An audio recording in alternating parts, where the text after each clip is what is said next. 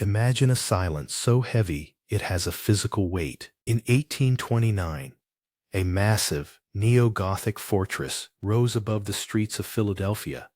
But it wasn't built to be a simple jail. It was a machine, a grand stone engine designed to dismantle the human psyche and rebuild it from the gears up. This was Eastern State Penitentiary, the world's first true house of repentance. Here, the architects of the Pennsylvania system believed that absolute, unrelenting isolation would force a criminal to look inward, find God, and emerge redeemed. But as the heavy iron bolts slid into place, they didn't just lock men away from the world, they locked them away from their own sanity.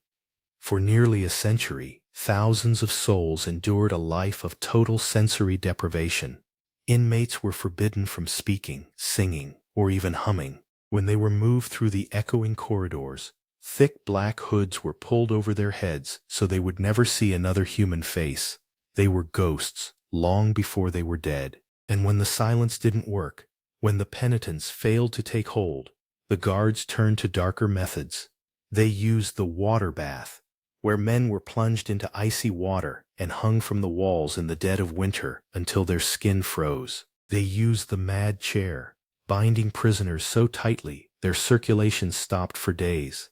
Most horrific of all was the iron gag, a metal collar chained to the inmate's tongue. Any movement, any struggle, and the tongue would simply tear away.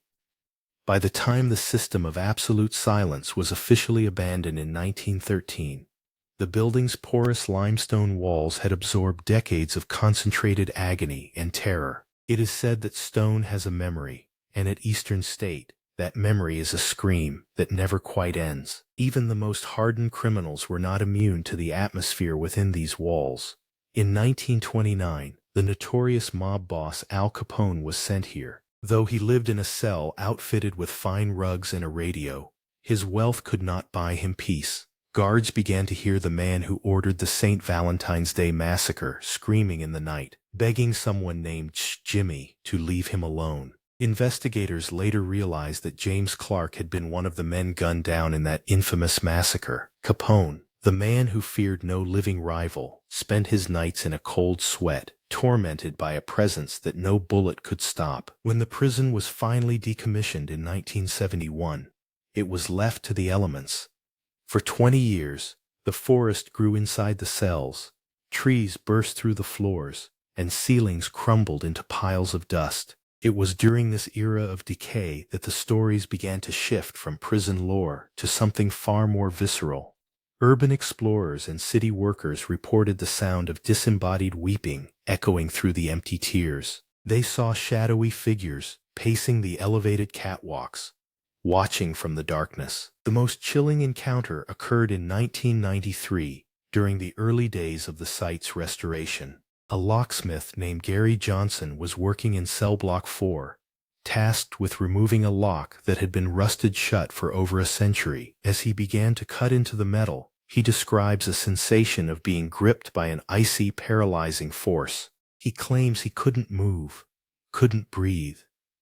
In that moment, he saw a burst of negative energy erupt from the cell, and for a terrifying second, the faces of men in agonizing pain appeared to swarm the walls. He felt an invisible presence trying to pull him into the cell, into the dark.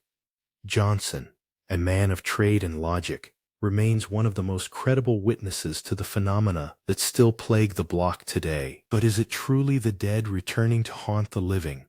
Or is something else happening within these stones? There is a theory known as the stone tape.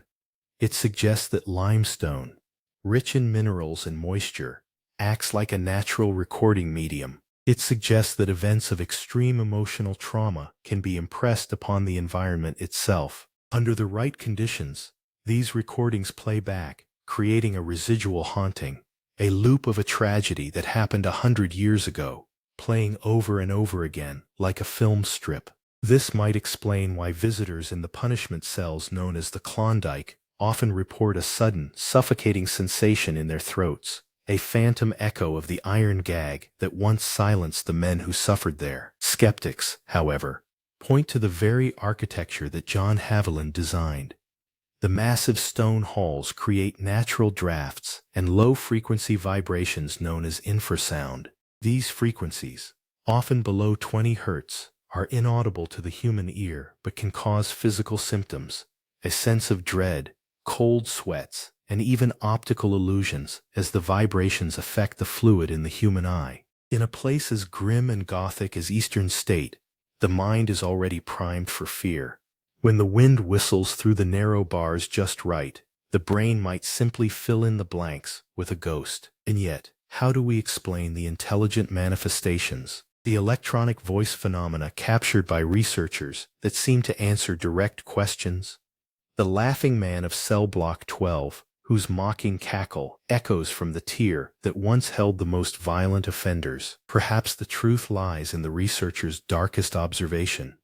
The human mind, when deprived of all light and sound, will inevitably tear itself apart. Eastern State was designed to force men to confront their inner darkness, to live with their sins in total isolation. Maybe the experiment succeeded too well. Maybe the darkness they were forced to face never left the cells. It simply waited for the doors to open again. Whether these shadows are literal spirits of the damned, or merely the psychological echoes of our own fears, reflected back at us by the limestone walls, the terror of Eastern State is undeniably real. As you walk the crumbling halls of Cellblock 4, you realize that the silence isn't actually empty. It is full. It is waiting.